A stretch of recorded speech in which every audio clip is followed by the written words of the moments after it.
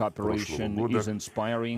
As a result of the last year, the mutual trade turnover was more than $7 billion, which is significantly higher than the numbers of the year before that. And we all would like to see this trend to go on and get stronger. And in this regard, we highly estimate the activities of the Russian-Egyptian отметили ее важную координирующую роль в укреплении наших многоплановых связей. И господин министр сегодня утром встречался с Антоном Алихановым, как министром промышленности и торговли Российской Федерации, который стал новым сопредседателем Межправкомиссии с российской стороны. В рассмотрении ход реализации крупных совместных инвестиционных проектов, прежде всего это атомная электростанция Эль-Даба и создание российской промышленной зоны в Египте, в зоне Суэцкого канала. Значительное внимание уделили вопросам, которые связаны с поставками российской зерновой продукции на египетский рынок, отметили их устойчивость. У нас общее мнение, что существенный импульс развития нашего партнерства придало и придает вступление Египта в БРИКС в январе этого года. Обсудили подготовку к саммиту объединения в Казани в октябре нынешнего года и к проведению министерского summit of the BRICS members later this year in New York on the sidelines of the UN General Assembly. We talked in detail about relevant issues of the regional and international agenda. Both of us, we are willing to continue to closely coordinate at the UN and other multilateral platforms, and we also paid great attention to the settlement of the Palestinian-Israeli conflict in the light of unprecedented escalation of violence Мы с египетскими друзьями едины в том, что необходимо как можно скорее добиться прекращения огня, обеспечить оказание неотложного гуманитарного содействия населению анклава и, конечно же, отметили важность продолжения без каких-либо пауз коллективной работы по формированию условий для налаживания процесса политического регулирования на основе одобренной резолюции ООН двухгосударственной формулы, в соответствии с которой Палестина и Израиль, как два независимых самостоятельных государства, должны сосуществовать друг с другом в мире и безопасности. Именно это будет гарантировать устойчивый мир народам и Палестины, и Израиля. Мы высоко ценим те усилия, которые предпринимает Египет с тем, чтобы такие договоренности достигались прежде всего, я имею в виду прекращение огня. В свою очередь мы работаем в Совете Безопасности, но пока в силу известной позиции, прежде всего Соединенных Штатов, не удается обеспечить выполнение Израилем тех призывов, тех требований, которые выдвигаются и посредниками, и членами Совета Безопасности. Говорили подробно о положении в Ливии и вокруг нее. Мы привержены, как и наши египетские друзья, концепции комплексного урегулирования кризиса на базе принципов суверенитета, единства, территориальной целостности Ливии. Мы подчеркнули необходимость скорейшего назначения нового специального представителя Генерального секретаря ООН по Ливии. Это the new special envoy of the UN Secretary General in Libya, because this office has been vacant for too long. We greet the willingness of our Egyptian friends to develop political dialogue with Syria. The constructive position of Cairo had great significance in making the decision on resuming the membership of Damascus in the League of Arab States, and we hope that resumption of natural ties between Syria and their neighbors will continue, and it will help to facilitate not only the overcoming the many years crisis in the country, but also will create additional opportunities to strengthen and enhance security and stability in the Middle East. In general, in the neighboring regions, regions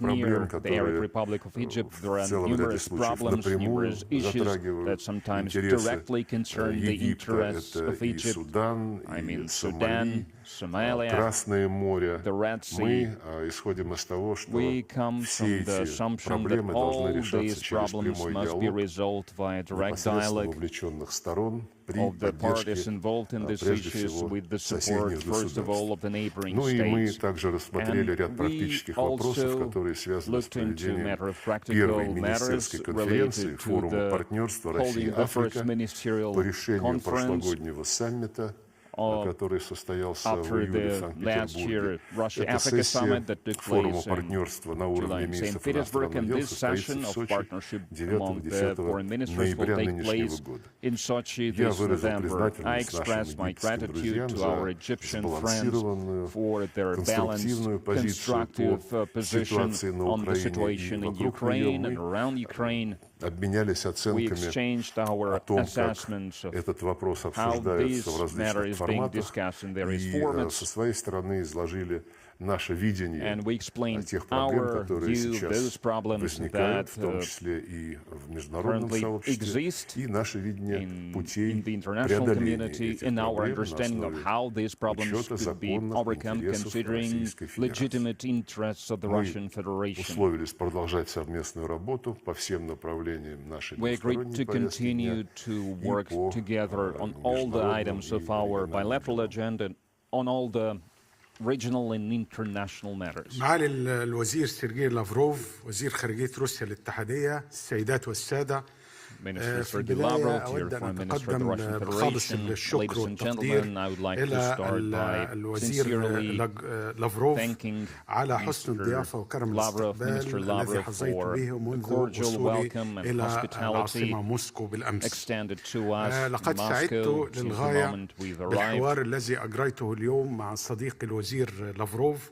والذي I'm امتد very لأكثر happy من with the الساعة، outcome of today's حيث dialogue ناقشنا with my خلاله friend العديد من Minister Lavrov, الموضوعات and this والقضايا التي تهم talks took بلدينا، more than وعلى رأسها an بطبيعة hour. الحال العلاقات الثنائية We بين discussed البلدين matters of وسبل mutual تطوير interest, هذه first of العلاقات all, our التاريخية، bilateral agenda, والعمل على زيادة معدلات ways to التشاور develop our السياسي relations, والتبادل التجاري والاقتصادي بين and our joint بلدينا. efforts to enhance كما our تحدثنا mutual باستفاضة trade عن عدد turnover, من trade between المشروعات our countries. الاستراتيجية We also discussed العملاقة التي يتم the ways تنفيذها على الأراضي المصرية of بالتعاون مع أصدقائنا receiving الروس، mutual وفي benefit مقدمتها from the مشروع large-scale projects that محطة our Russian الطاقة friends are النووية في implementing in الضبعة، Egypt. First of all, وأيضا I'm speaking مشروع about the المنطقة construction الصناعية of الروسية Aldaba في NPP المنطقة and the الاقتصادية لقناة Russian السويس. industrial zone وقد in عكست the هذه Suez Canal المباحثات economic اهتماما zone. مشتركا من And جانبنا these talks, they reflect لأهمية mutual تعزيز interest of هذه both العلاقات parties, ودفعها and they إلى reaffirm the آفاق أرحب importance of خلال strengthening الفترة and المقبلة، development of our بما يتسق relations مع علاقات and الصداقة bringing them to الوثيقة new التي horizons تربط in the بين near شعبي future, which is the وقيادتي reflection of بلدينا a الصديقين. strong friendship and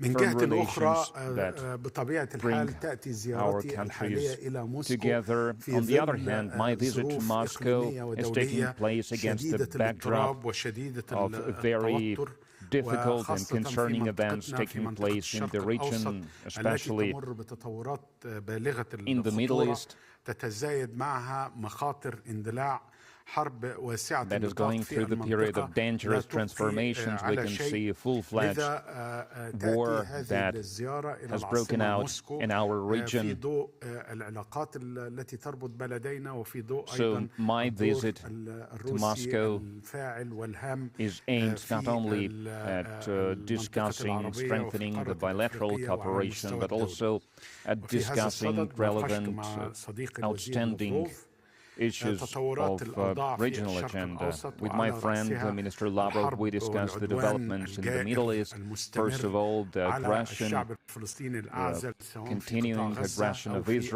الضفة الغربية، against the Palestinian people وعرضت in the للجهود Gaza Strip المصرية and on الدؤوبة the Jordan River, والمستمرة Suez Bank. مع أشقائنا في قطر ومع And الولايات I المتحدة emphasized that للعمل Egypt على will continue to التوصل make إلى efforts to وقف facilitate, فوري لإطلاق النار to help يضمن to حقن assist our دماء Palestinian الشعب brothers الفلسطيني to الأعزل. immediately وبالتأكيد stop this ركزت على bloodshed. خطورة السياسات العدوانية الإسرائيلية killing of common Palestinians. I reaffirmed how dangerous these aggressive policies by Israel that the West Jerusalem is currently pursuing. I mean, the escalation in the Gaza Strip, escalation on the West Bank. كل هذا بطبيعة الحال يؤدي إلى مزيد من التوتر ومزيد من all these steps, they only lead to further escalation, to stirring, fomenting higher tension, and all these events could result in large-scale regional war. And we share the same opinion with my Russian counterpart regarding the fact that the international community must assume responsibility in trying to convince Israel to stop its actions and to put an end to this crisis and to start the implementation of international resolutions in the context of resolving the Palestinian issue with coming up with fair solution to this problem, and to ensure that Israel withdraws its troops from the territory of the Gaza Strip and Philadelphia corridor. That is an important corridor for the humanitarian deliveries for the Palestinian people, and obviously we condemn the policy that is pursued by Israel, which is making common Palestinians to suffer, to starve, when there is no humanitarian relief provided. And myself and Minister Lavrov agree that the situation in Gaza could not go on like that. In the future, the suffering of the Palestinians, they have been suffering for decades. It must be stopped to ensure that the Palestinian people were granted their legitimate rights, the rights to establish their independent sovereign state within the borders of June 4, 1967, with the capital in East Jerusalem. I would like to use this opportunity to thank my Russian friends for the principled position that Moscow has assumed since the day one of the escalation in the Gaza Strip. We also discussed the developments in Libya. As it has been mentioned already, Libya is a very important country for us. They are our neighbors, and we agreed that we must support Libyan people to ensure that they could independently make decisions about their destiny without any interference from outside, without any pressure being exerted from the outside. And in this regard, parliamentary and presidential elections are of utmost importance that will help to establish and to form new leadership, new authorities that will be able to resolve the ongoing crisis in the country and to preserve the territorial integrity in Libya. We also discussed the situation in Sudan. The disastrous situation is unfolding there from the humanitarian point of view. We emphasize the need to attain ceasefire as soon as possible and to stop the ongoing crisis, to stop the suffering of the brotherly Sudanese people, and the need to make the necessary decisions to ensure the unity in the country.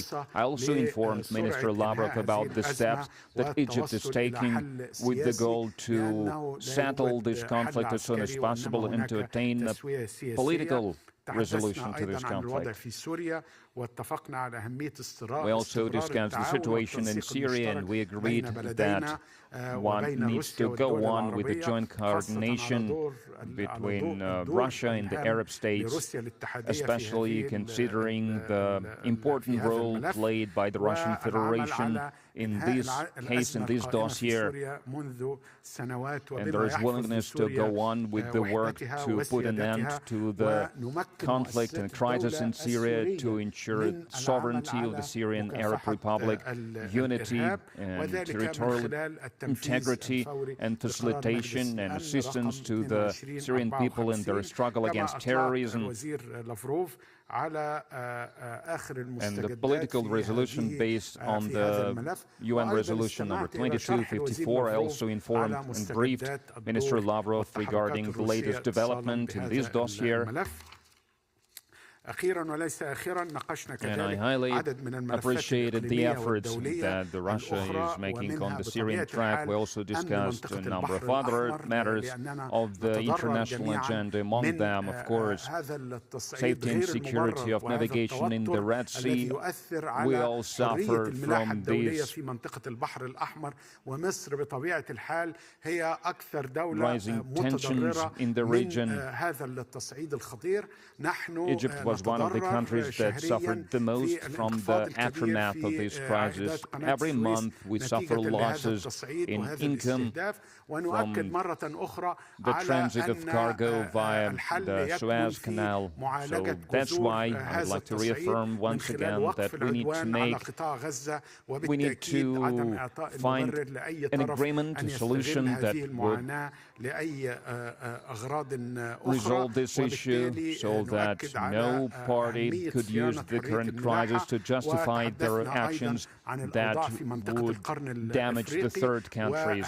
And we reaffirm the importance of ensuring safety of navigation and stability and safety in the region of the African Horn. And I reaffirm the importance of preserving the territorial integrity of Somalia and its unity, of preserving its sovereignty. And Egypt is against any unilateral actions that undermining or threatening these foundational principles.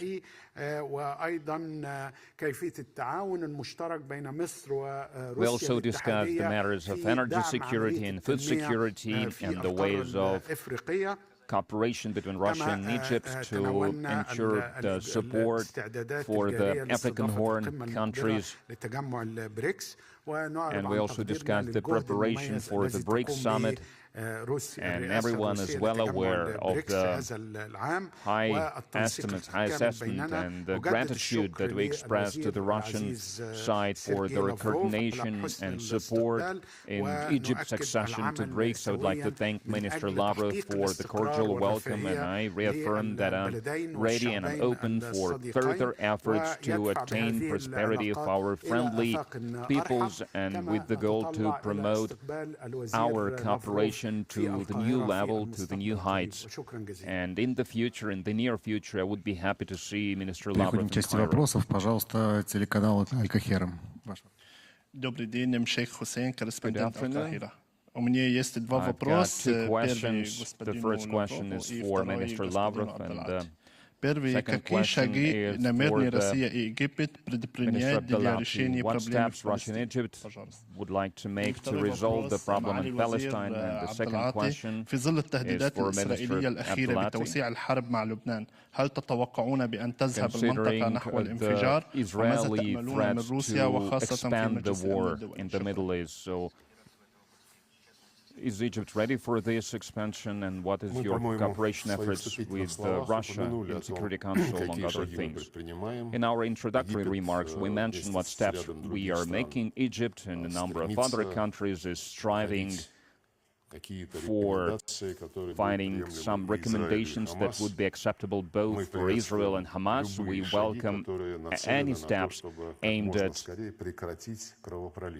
stopping the bloodshed as soon as possible and ensuring consistent and durable ceasefire. And we are working for the same goal at the Security Council, so we work in parallel with our Egyptian friends. But the problem is that the United States of America, they do not want to adopt any decisions that would mean achieving what everyone wants: stopping the bloodshed. I think they vetoed 5 or 6 resolutions that were suggested by us, by our Arab counterparts and other members of the Security Council. And a couple of months ago, in May, I believe, they introduced their draft resolution that was very murky, lacked concrete steps, but they said it's enough, and Israel agrees with this approach, and everything is going to be fine. And we agreed, and we asked our Israeli counterparts to confirm that they agree with what the American resolution stipulated. They refused to do that, so we abstained on the vote for that resolution. We did that because we were asked to by our Arab friends, including Palestine, not to use the right of veto, to give the chance to the document that was so heavily promoted by the Americans. So we abstained, and the resolution was adopted, and after it was adopted on paper, so it remains an empty piece of paper, so no promises made by the United States were not implemented. That does not mean that we must stop with our efforts. And if the mediation and facilitation that Egypt is actively involved among other Arab countries, if these facilitation and mediation efforts will bring about the results that we all want to, we would be happy. But we also must work on this topic at the Security Council because it is the biggest international issue of today, no matter what someone might try to picture differently. And secondly, and we agree with that as well, as soon as there is ceasefire, then immediately we need to ensure humanitarian deliveries, because the humanitarian situation in the Gaza Strip is disastrous. And on the West Bank, the situation is not much better. But most importantly,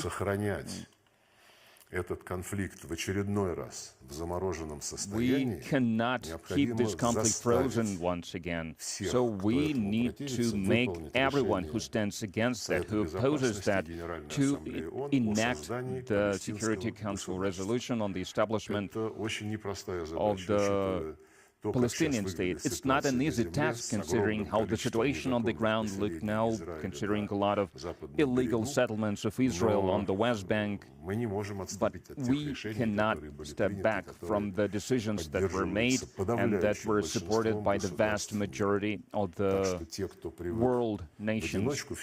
So if someone wants to do everything on their own, sooner or later, but better to make it sooner, they must heed to the voice of mankind. شكرا جزيلا. يعني بالتأكيد نحن في مصر وفي المنطقة العربية نشعر بالغضب الشديد من تخاذل المجتمع الدولي عن نتيجة لهذا الصمت المخجل والمريب لما يحدث في الأراضي الفلسطينية من أعمال قتل واستخدام التجويع كما ذكرت كسياسة للعقاب المجتمعي. هذا الأمر يعني يحدث تحت مرأى ومسمع من العالم، ونحن نستهجن هذا الصمت المريب. بالفعل مجلس الأمن عليه مسؤولية، لأن ما يحدث في الضفة الغربية وفي قطاع غزة هو أمر يمس بشكل مباشر الأمن والسلم الدوليين، ومجلس الأمن قائم للحفاظ وحماية الأمن والسلم الدوليين، وبالتالي لابد أن يطلع بمسؤولياته لوقف أعمال القتل والقتل الممنهج للمدنيين الفلسطينيين. carry out its obligations, facilitate the ceasefire and stopping the murders of innocent people in the Gaza Strip. And we need to recognize that there is one country that puts above all the laws, that believes that the UN Security Council resolutions are not mandatory for implementation. It does not care about the international court. rulings. And against this backdrop, Egypt continues to make every effort despite all the obstacles that we are faced with. We won't stop with these efforts to attain the agreements, the ceasefire agreement, and this matter cannot be left only for one side only to decide. It is unacceptable. As for Lebanon, a number of cases we condemned any attempts to violate the territorial integrity of Lebanon. We oppose this, we condemn this. And as I have mentioned, unfortunately, there are attempts to foment, to heighten escalation in the region, to turn this conflict into a regional war. It's a very dangerous trend. So we, Egypt, a country that historically had clout in the region, we feel that we have the responsibility to stop this escalation from happening, and we call for the international community to help us with these efforts, because the main problem is the Palestinian issue. Without resolving the Palestinian issue, it will be impossible to resolve the situation in the region. It is the root of the problem, and it is a guarantee of stability and safety in the region. We need to ensure the establishment of the Palestinian state. It will help us to resolve this problem. RT channel, your question, please. Уважаемые министры, добрый день. Хард Аль-Джибури, телеканал Rush Today. Сергей Викторович, у нас есть вопрос. Minister Lavrov got a question for you. Все-таки, как вы думаете по поводу последних санкций, которые США наложила на российские СМИ, в том числе телеканал Russia Today, и как вы прокомментируете призыв Блинкена относиться к телеканалу Rush Today как к разведке? Очень серьезное обвинение. На этот счет уже и высказывался пресс-секретарь президента Дмитрий Песков и официальный President's spokesperson Dmitry Peskov spoke about this, and Foreign Ministry already commented on that. Many other officials and politicians spoke about that. I'm not going to repeat what they said. I can only say that George Orwell had a very vivid imagination, and he could look into the future in a way, could anticipate things that could happen in the future, but even he could not have imagined how a totalitarian state would look like. He described certain outlines, but he could not delve into these depths of the totalitarianism that we can now witness within this so-called rules-based world order. I got nothing to add, because he was battered by the current authorities in Washington. They suppress any dissent. It's totalitarianism in its pure form. And McCarthyism was also a child's play, if we compare it with that. I hope that all the independent observers who closely follow what's happening in the world, they understand this. And those who look at the United States and their satellites doing everything possible and impossible and unimaginable and unthinkable to stop the objective process of the establishment of multipolar, fair world order, democratic world order. They need democracy only to give instructions to various countries how to organize themselves. And as soon as you tell them, okay, let's discuss democratization of international relations, you won't have any conversation, any dialogue. No, it's a rules-based world order, they say. This is the gist of the problem. It is evident to any person. Historically, they are doomed to fail, and these historical processes is gaining more and more momentum.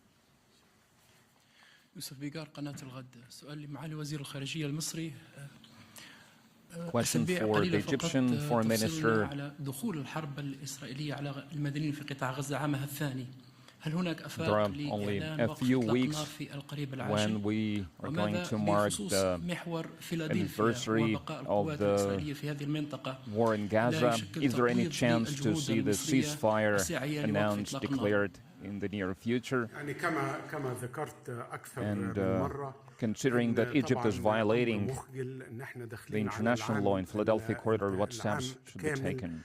As I said on a number of occasions, for almost a year now, this conflict in the Gaza Strip has been going on, this bloody aggression against the Palestinians, against the backdrop of silence assumed by the global community, and Egypt continues to make sincere efforts, along with our partners, to push sides to achieving a ceasefire agreement.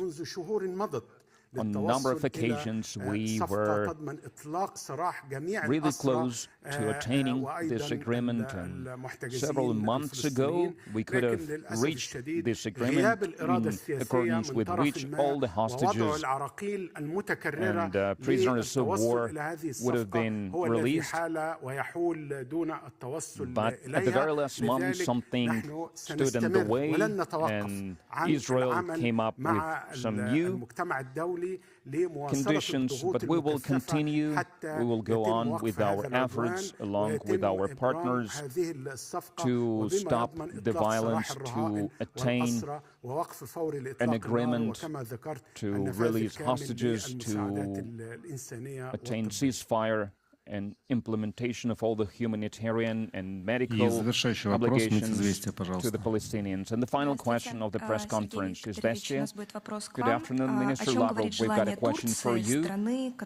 Turkey, a country that is part of the NATO bloc, so what does it say that they want to join BRICS, and what influence could it have if they join BRICS? Well, it's difficult for me to explain the reasons why they applied, but I can comment on this. Well, as I have said earlier, it's an objective, historical, unstoppable process of the establishment of multipolar world order. Secondly, it is evident that BRICS, with its rapidly growing clout reputation in all the parts of the planet, is becoming one of the biggest driving forces, creative forces behind this multipolar world order, and the number of applications that we receive from various countries to establish relations or to be acceded to BRICS. Now we have more than 30 such applications, and all these countries are well known, and they are playing an important role in their regions. And I guess the countries, the leaders of these countries who think about the future of their countries within this forming multipolar world order, they do not want to drag behind this process. And of great importance also that within BRICS there are special mechanisms being developed to enhance the role of the member states and the partner states in resolving global governance problems, including the reformation of the so-called Bretton Woods institutions, International Monetary Fund and the World Bank, where